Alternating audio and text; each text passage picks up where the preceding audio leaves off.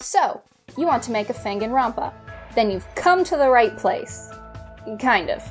This is actually episode 2 of a 5-episode series, so you should probably check out episode 1 before this one. I'll link it in the pop-up card, and the series playlist is in the description as well. But, with that out of the way, let's get into the topic of today's episode, structure.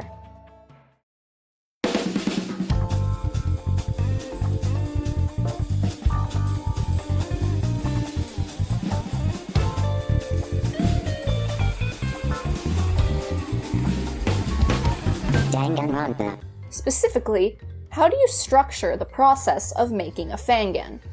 There is no one right answer, and if you have a way that works for you that is the complete opposite of what I say in this video, then by all means, keep at it.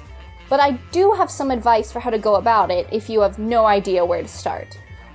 To best illustrate this, I'd like to create an example fangan to use across the series and to better illustrate my process.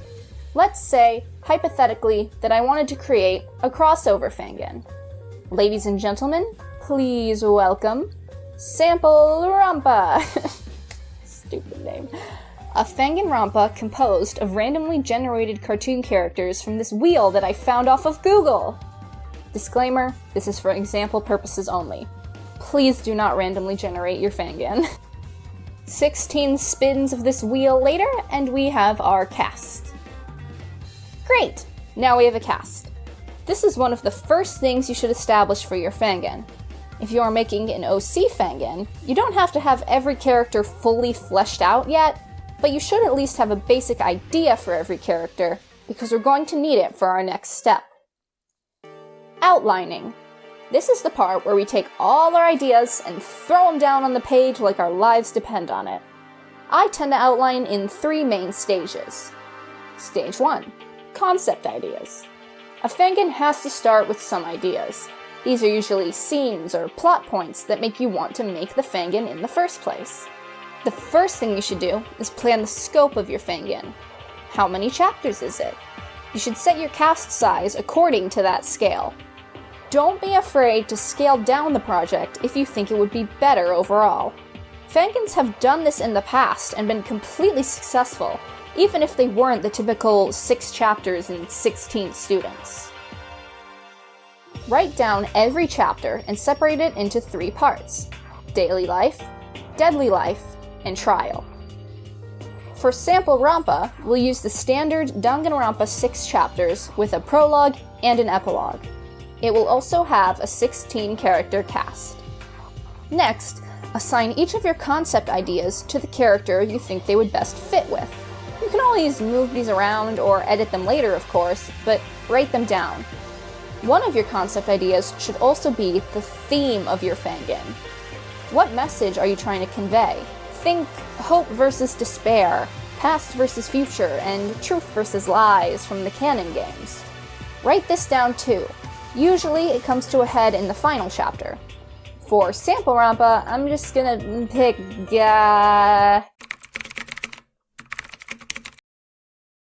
Perfect! With that done, the next thing to do is choose the protagonist if you haven't already. They should tie into the theme in a meaningful way. So, looking at this cast, the fairly obvious choice here is Velma Dinkley. She's the brainiac of the mystery gang, so I'm just gonna... Brilliant. This is where things get much more flexible. Some people like to assign support and antagonist characters, and you should do so based on your theme and the protagonist character. But I am of the belief that you don't need to follow those rigid character archetypes to tell a good story. Think about your story and how it would work best. That is always more important than following a formula. On to stage 2, filling in ideas. This is the part where you fill in the rest of the gaps in your story. If you didn't have all the deaths set in the concept stage, decide them here. Fill in what happens in the deadly life and trials. You don't have to have every piece of evidence decided here, but when this stage is done, you should be able to talk someone through everything important that happens in your story from beginning to end. How detailed this stage needs to be also depends on when you are writing the script. If you write the whole script before publishing anything, this outline can be as loose as an untied shoe. But if you plan on writing the script for a chapter once the previous chapter is published, this outline needs to be airtight, because you are unable to change anything that has already happened in the story. This is the exciting part. Stage 3. Writing the ideas. This is when you can start writing your script. Take your outline and get to putting those words on the page like you're testing the infinite monkey theorem. This is when you can fill in any of those tiny details you may not have planned in the outline. If you're writing well in advance, you can also edit that outline if a scene or a plot point just isn't working. Keep in mind that next episode is going to go over this process a lot more in depth. In terms of just how much of your script you should write in advance, I personally recommend writing at least half of your whole project before publishing anything. But Barbie, that's so much! I want to publish my fangan now! I know you're probably excited, but the hard truth is that these things are a massive commitment. Do yourself a favor and make it less stressful by having at least this much work already done. This way, you can get a feel for your story, and it's not too late to make those major changes that I just talked about. Speaking of workload though, this is where I'd like to transition into how to actually do the work for a fangan. Because I can tell you firsthand that they are a lot of time and effort. Like, probably multiple years worth of work. I just want to make it clear that there is absolutely no shame in unfinished projects. But it is a good idea to keep all of this in mind if you truly have your heart set on finishing yours. So, there's a few questions you should consider in regards to work. Number 1. How can I determine how much work my fangan is? That really depends on a lot of things.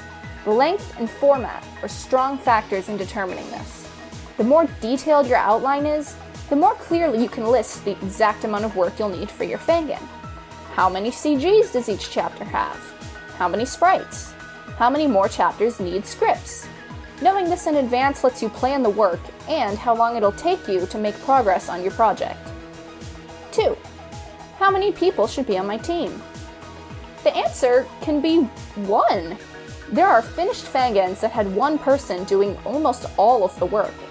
It can be done, but it takes a great amount of passion and dedication.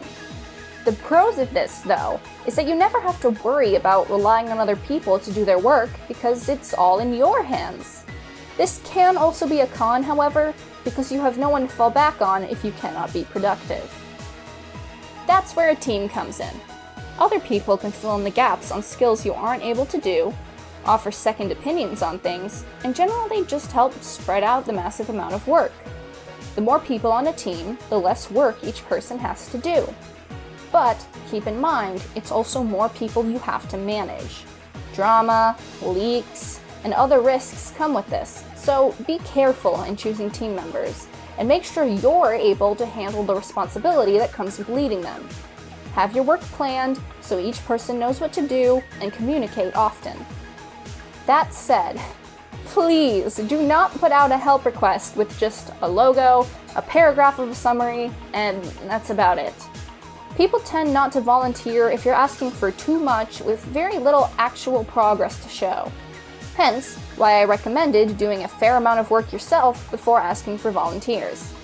If you plan to commission people, then this part doesn't apply.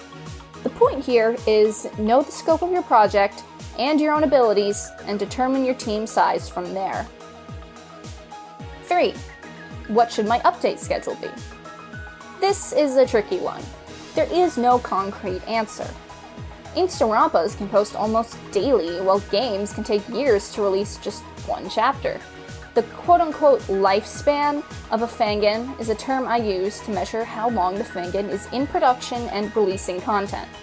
That timer starts when the fangan is officially, publicly announced, and ends when it is finished and fully released. Most fangans fall into a multiple-year lifespan, and how often they update really depends on their format. However, having too long of a waiting period between content could mean your fangan loses steam or some of the audience, since not everyone is willing to wait several years for a story to be complete. Some will be though. And if you don't care about stuff like that, then by all means, upload whenever you want. Genuinely, the most important thing here is that you are having fun with the project. Don't stress yourself out over deadlines or numbers if that's not important to you. That said, this is where I think you should do as much as possible ahead of time. This way, you can know how long it takes to make your content, and then you can know about how long people can expect to wait between releases and adjust their expectations accordingly. I am more than aware that production can be rocky, unexpected things happen, but the more stuff you have done in advance, the smoother everything should be. And there you have it. I know this episode covered a lot, but I hope it was informative. Next time, I'm going to be talking about the actual writing of your script, tips for each section of a chapter, planning character arcs, writing mysteries, and so on. As I said last time, if you have any questions, feel free to post them in the comments. The final episode of this series will go over some of those questions, and I'll do my best to answer them. So, remember to like the video and subscribe, and I'll see you in episode 3.